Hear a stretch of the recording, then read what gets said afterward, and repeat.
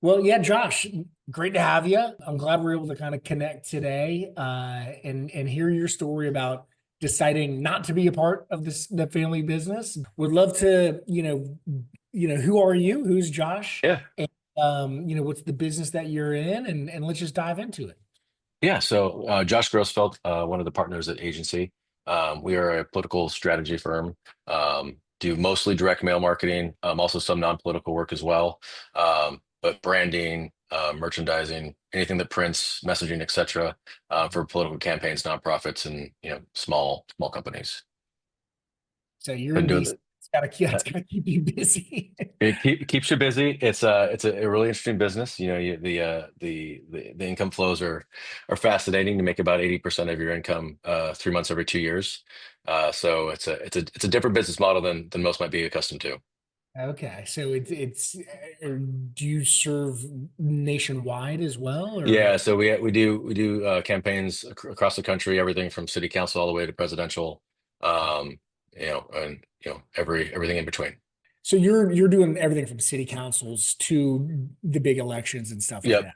So absolutely. Yeah.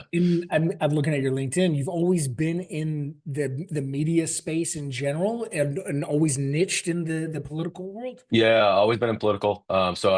My dad's company was a political consulting firm, Ah, and okay. so slightly different business model. And so based out of Arizona, grew up in the industry. Spent every summer at his offices from like age 12 on. You know, just sort of sitting in on conference calls with him, going to different campaign shoots, TV shoots, etc., and sort of being part of those things. Um, so really not a time where I haven't been doing that. Moved out to DC in 2002, worked for another firm, and then switched gears a little bit to another firm for about 10 years and quickly decided that I wanted to do my own thing. But along the way, had to, you know, have some discussions about whether or not, go back to the family business that he had created or kind of go learn other things and do my own thing there. So it's interesting. Yeah, but it's always been in political. And you said you grew up in Arizona, and that's where your Yeah, father's. And is yeah. your dad still around? Yep, yep. Oh, If still out fantastic. there. He recently retired for the most part, does some small Okay. projects here and there, but he's put in his time.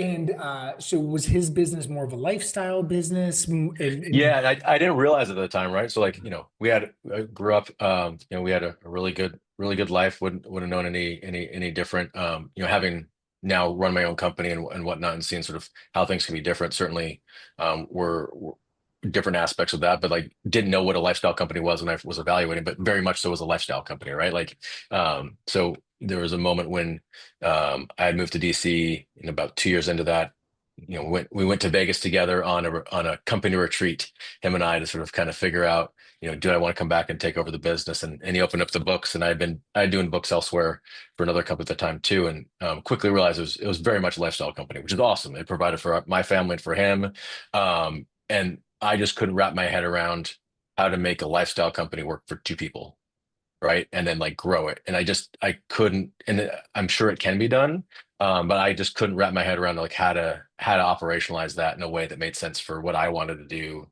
in the future. Oh, that is so interesting. So I'm glad you're able to open up the books and actually look at the numbers and be like, eyes wide open. Hey, do I go Yeah, into this and try to fix things yeah, and learn how to scale it with yeah. potentially Not old even fixed, like super teammates? successful company. Like he Yeah. supported himself and the family. Like it wasn't like there was anything wrong with the business. It Right. was just not set up in a way that I saw how I could get my hands on it and like sort of making it make my imprint, right? In a way that like would allow both of us to continue, because this was 20 years ago. So he wasn't retired yet. Like he still had to like earn, like I think it'd be a much different calculation if it's like, you know, someone's retiring and then you're coming on board sort of like to kind of do that transition period. But it would have been a very much like, all right, this company now needs to support both our families. And you know, is it worth taking on that risk for him and for me? And I just didn't see the calculation there. So there was 20 years ago. Was it, hey, I'm definitely going my separate way and for the future, and that's just how it's going to be? Or did you ever keep it in the back of your mind that, well, maybe No, get some experience and maybe I'll come back? yeah, no, I definitely. I mean, we had, gosh, I was still vice president of the company for like 10 years, even while I was working elsewhere. And I would do a different project with him. And we would try to sort of cross collaborate and sort of I was trying to sort of create that scenario where like, all right, you keep building this, I'll keep doing this, and eventually maybe the roads will cross again. It will make sense where like we can combine these things. And just never really got to that point. His my work portfolio and his work portfolio, I had some small overlaps. He works, he'd sub stuff out to me. I occasionally stuff out to him. So like we'd like white label each other's work. And that was like close as we got, I think, to sort of like a full collaboration on business. I just there wasn't the um just the pathway for like the actual business itself, the operational component to like really make sense. And I talked to a lot of folks, before finalizing anything there, like talk to other folks who like started work for the family business, what that was like, what to be aware of, etc. So I did my homework, and it wasn't about that, right? It wasn't like a relationship thing. It's like best friend, love my pops, he's awesome. Um, Yeah. but it was very much so like, how do we make that company work for more than one lifestyle? So growing up, he obviously exposed you to the business. It was Completely. yeah, you were attracted to it. You're like, I dig this. I can see a future into it. It just the numbers didn't make sense for the both of you. Yeah. Yeah. I mean, I think, one of the things I bring to this company that most folks in the industry don't is the fact that I had, 20 years of watching someone else do this, right? So most people don't know, one, that you can make a living out of political, right? They just think not like a hobby, but you might work on a campaign, et cetera. But most folks don't know that you can get into sort of actually having a career out of it. So I was really blessed from that from the outset. And then got to see someone create a business around it, and was really blessed from that standpoint. Got to sit in on the conference calls, got to see the cyclicality of it and how do you make those adjustments, the hiring and the offboarding, because of the different cycles that people face, and the relationships and all those things. So like really got like an awesome crash course in a very specific niche type of business, that I've been able to apply to what I've built and what we've grown here at Agency. And that was invaluable. But definitely, as we were like sort of looking at how to build that out, just did not see how those two. I was also in DC. He was in there. Like just there's lots of different functions, and it was a small. Always had a pretty small footprint. Mhm. 2 to 4 people. I definitely wanted to envision something a little bit larger than that. And so you build off of what exists, or do you start from scratch and kind of build something wholesale?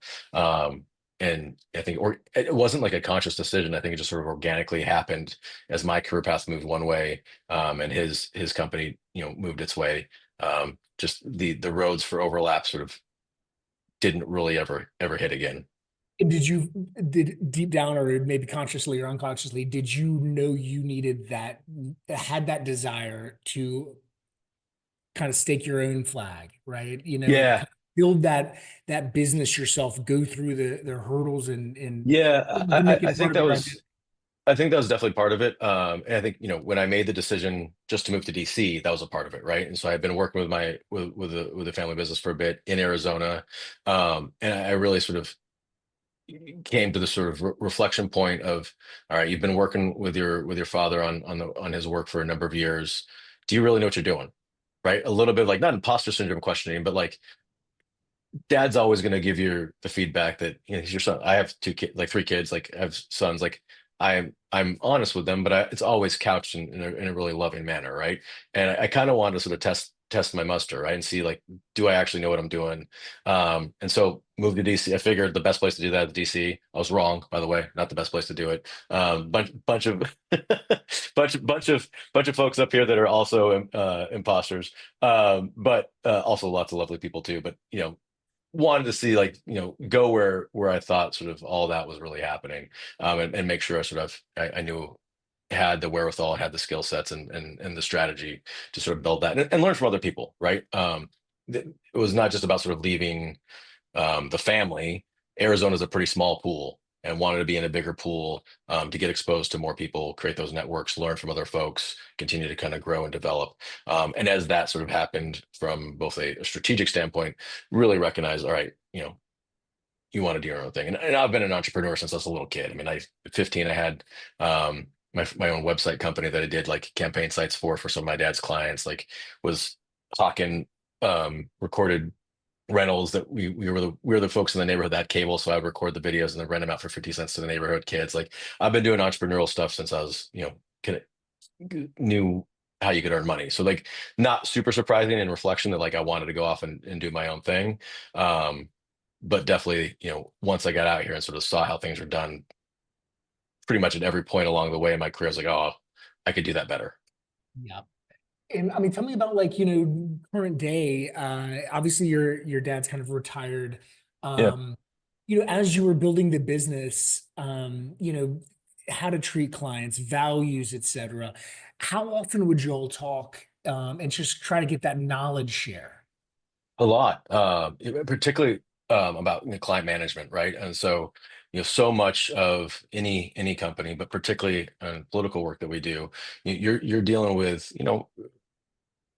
pretty intense individuals oftentimes, often lovely, often not as lovely, and sort of like how do you handle different personalities and things like that. So really had the benefit from learning from him, and my mother. My mother's a therapist, my dad was a political consultant, so I have this really wonderful blend of kind of how to take all that in and sort of help get people to where they need to be. So I talked to him a lot about how to handle clients, how to handle, sort of just overall client management, how to handle the cash flow thing. So it was a really invaluable resource for me as I sort of, built this out, and then also like learn what not to do too, right? And he'd acknowledge like, here's some mistakes I made, here's what you should avoid. So, really invaluable resource to have as you sort of grow in your own career, but also build out your own thing. Yeah, it can be like a cheat code, right? You have Totally. people that have been in the business, and this is essentially you've got an ancillary business, tangential business, same thing, Yep. just a Yep. different brand. Yeah. Now, today, like how many employees do you have? Do you feel you've surpassed the learning that he can kind of share with you now, or is it still applicable? I don't know if it's surpassed. I mean, it's like, I'm sure as most of the folks you talk to, like NEO and entrepreneurs, like I am just a constant consumer of like all these biographies of people that have built things, etc. And so like, I think there's always lessons to be learned, like no matter what, like so like constant learning mentality. So like, no, am I still learning? Absolutely. Do we have a much larger footprint? Yes. I mean, we have, 14 to 15 staff permanently and go up to about 50 during the even numbered year. So a much different footprint than he had, but still sort of take those lessons that we learned when I was working with him. And then, after the fact, sort of, in our general weekly discussions about um, strategy, about company, etc. Still kind of always learning from that. So I think it's just sort of how it's applied differently, right? So like as as you're told one thing when you're here in your career, and you can be told the same thing 10 years later, and it means something totally different because you now have that past experience to apply 100%. back to that lesson, right? And so I've reread same reason I reread a book, right? It means something totally different when you're at a different point in your life or a different point in your career, or a different point in your business growth. So all those lessons to me are still very valuable. I just take different things from them at different points in time. There's a book I read over the summer, last summer called Just 18 Summers. You ever heard of this book? Yeah. Oh, hit hard.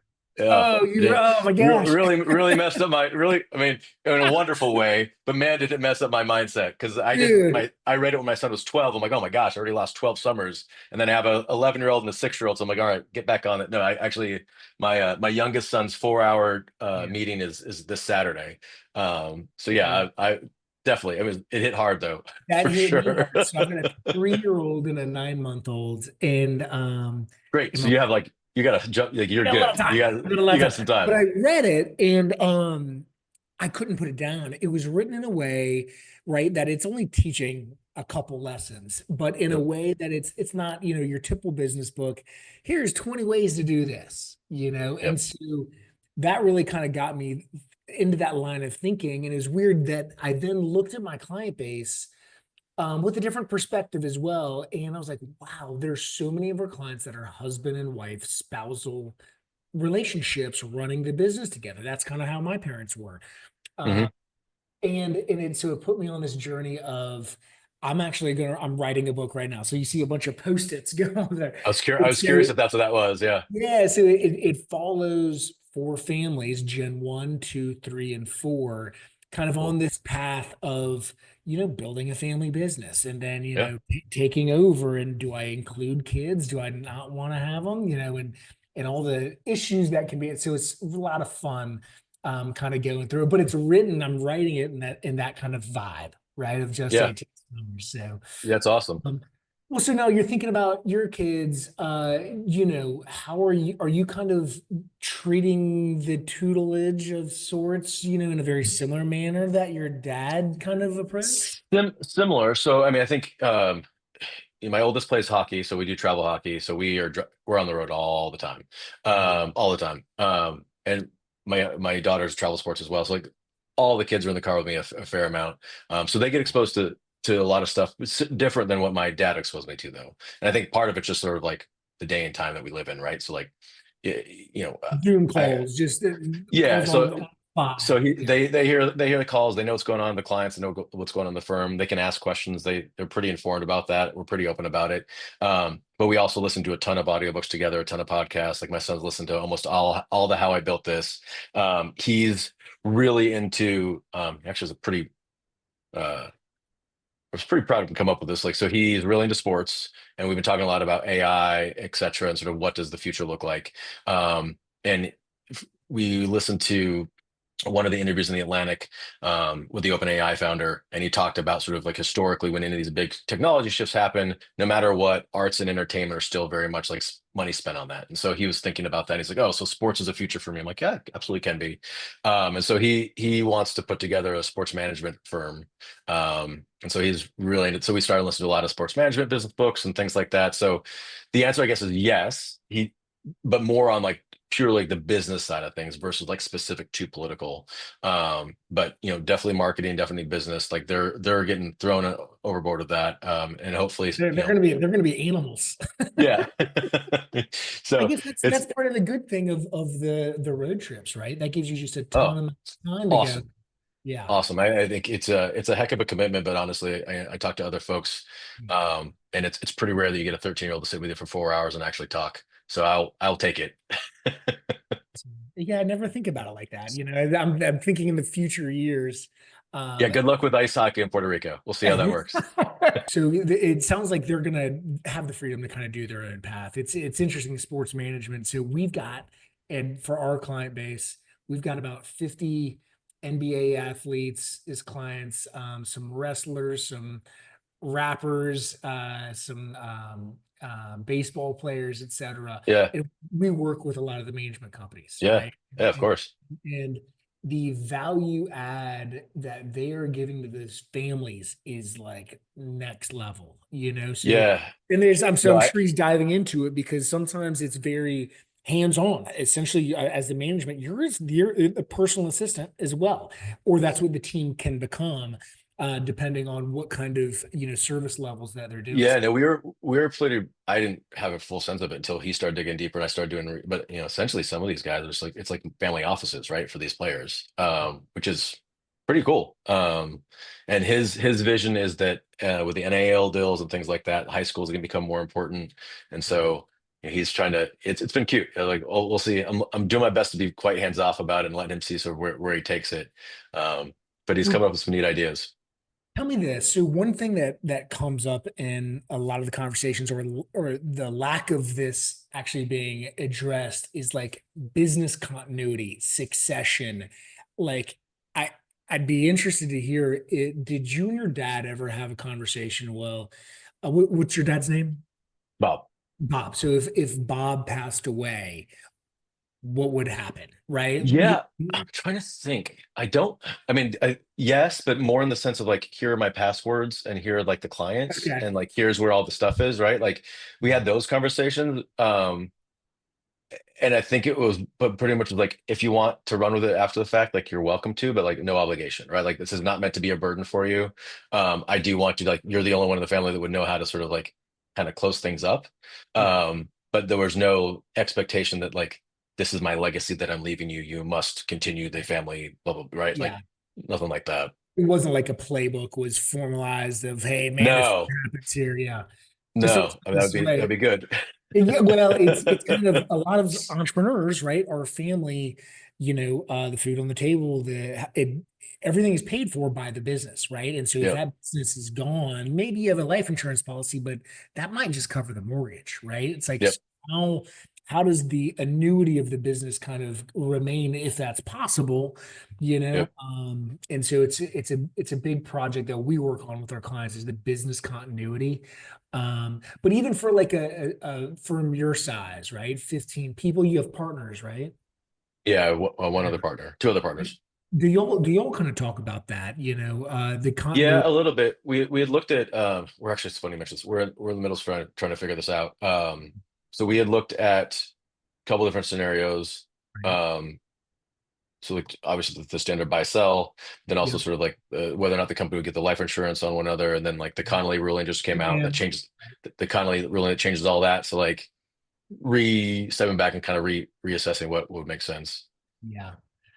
Right, because they might not necessarily want your wife to be, a partner in No. this agency business, nor would she want to be, Right. right? Correct. Yeah. Yeah. We did meet at our first job, so she'd be fully capable of doing that. But I don't think she has any. Interesting. She has no interest in doing it. But she'd be more than fine, more than capable. Well, and then sometimes as well, like even so that's on like the business continuity side, but then you get into the personal side. So what we find is a lot of like husband and wife, spousal kind of dynamics. If you have one individual that's kind of a breadwinner, the other one maybe a homemaker of sorts. But there's not a whole lot of transparency or communication of where are the passwords, or you Yeah. just started, your fifth crypto account. You know what I mean? Yeah. Like the safety deposit box, like what happens in the event that you pass, and just like where are things at? Who do you contact? Have y'all had Yeah. any of those discussions? Yeah. So we have Oh, good. we went through the process like the living trust. Oh, perfect. Wife and I have the dash lane, so we took like the singular password stuff where I try to share almost all that pretty well. She and we have see monthly financial meetings to make sure like everyone sort of knows what's going on the same page there. We try to do an annual retreat, her and I, are 2 days where we do our like family goal setting for 1 year, 3 year, 5 year, and 10 year. Look at what worked in the past, what do we want to do forward, do goal setting. Gosh, So I really love try it. to nail all that. We're not perfect about it, but like we're pretty Yeah. intentional. We have like a little our weekly meeting, 30 minutes. This kind of goes over. I forget which if it was from the 18. Trying to remember what book it came from, but essentially came from this idea that like if you're not careful, Yeah. particularly as you start to get more like the kids get older, et cetera, like every interaction just becomes a logistical conversation with your roommate. And so we really try to sort of like force all those into sort of like a 30-minute period once a week where we go over meals, driving, calendaring. I kind of run it like a little mini forum. So we have one word open, You do. a clearing, things like that, right? Which has been super helpful. And then hopefully, not always, but the rest of the time, and we have like our set, weekly breakfast, monthly date, etc. Like the rest of the time, our interactions are much more, fulfilling in terms of like conversations we're able to have. Doesn't Dude, always work that well, you're but the that's you're the that's the top intentional you're the top 1% of the 1%. trying. Yeah, uh, you are. That's fantastic, man. So, I mean, you're doing a retreat, you're having weekly meetings. yeah, We do as well, right? Like in with the little kids and nailing down date night, is it once a week? Is it once a month? Because yeah, you nailed it. You just get so caught up in the blocking and tackling of logistics. totally. Uh, that time that it's just the two of y'all to talk and dream, Yeah, being of the most important things, and yeah. like You need those drivers. schedule a trip to wherever, to Yep. kind of celebrate something. That's very cool. So when you're doing your annual retreat, is it the whole family? Do y'all talk about that with the kids involved as well?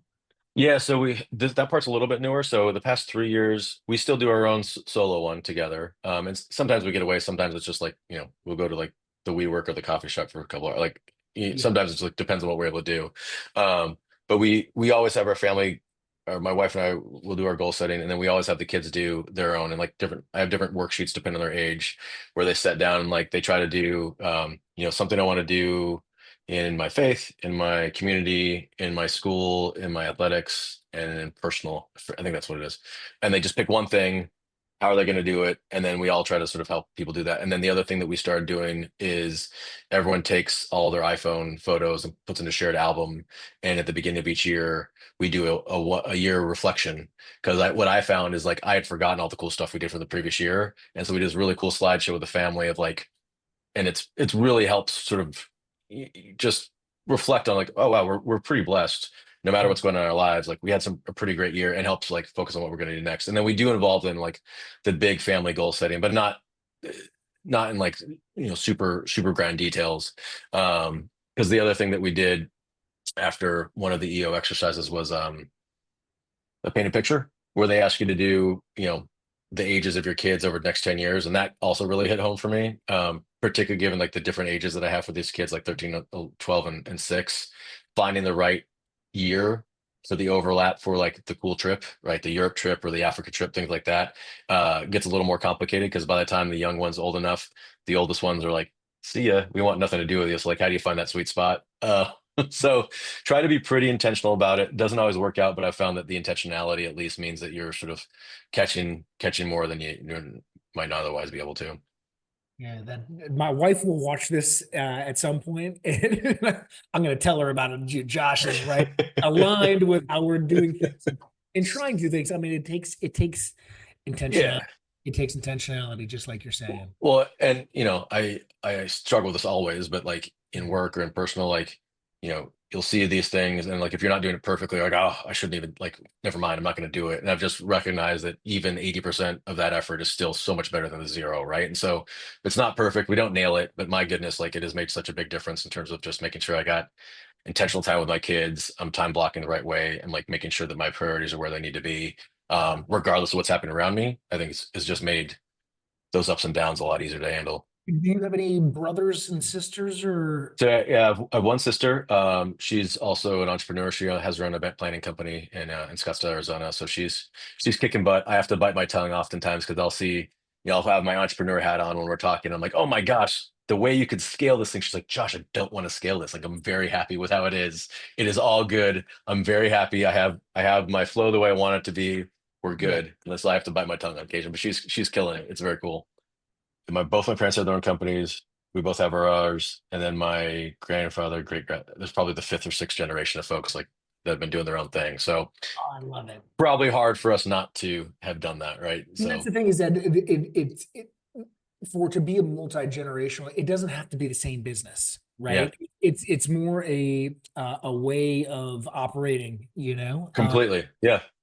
that's No, and that was something my dad instilled for me from a very young age, and said to my wife when we first got married too. He's like, just remember, and I say to frankly to my staff, who are thinking about leaving or want to go do different things. I'm like, hey, ultimately, like you work for you. You're just renting a desk somewhere, and my job is to make this as appealing a place for you and and fulfilling a place for you to work. And if that's no longer fulfilling for you, like you should go do what you need to do for yourself because that's ultimately like who you work for. You don't work for me. You don't work for anyone else but yourself. And that was something he instilled me from the very, very beginning. Yeah, his dad owned an electric shop company. His mother was a gift shop owner. His grandfather was electric store owner. Like, I mean, just yeah, I actually can't go back far enough in the family tree to not find someone that did their own thing. have you Um, have you have you done the have y'all gone down that ancestry rabbit hole? oh yeah, oh yeah, oh yeah. Even Yeah. even back in Europe, they were doing their own thing. Yeah. So We were doing that just the other day and refreshing it, and we've hit a roadblock at a certain point back in Scotland. So it's part of that. We're having a big family retreat with my brother's family. He's got two little boys, and our first cousin, so my aunt, and then their kids and their kids as well. And so we're all coming together, and we're going to talk about some of this stuff that we're having this conversation about. that's awesome. Does your sister, does she have kind of like a family retreat as well? Have y'all kind of done some experience sharing around some of that? Yeah, it's interesting. Like, I don't know. That's not something we've actually talked about. They do get away once a year, I believe. I don't know that they're as structured as I am. I'm probably a little more anal retentive than she is. In that regard, a little more type A. Yeah. But they're pretty intentional as well. And we had good examples from our parents too. So they certainly weren't. They didn't have agendas, but they're pretty good examples of like, communicating openly with one another and like being able to like have proper discussions. And we got to see those discussions, and it was a good example to have. Well, cool. So, I mean, Josh, any, final thoughts if you think of, Gen 1 entrepreneurs considering, they're raising kids just like you and I, right? Yeah.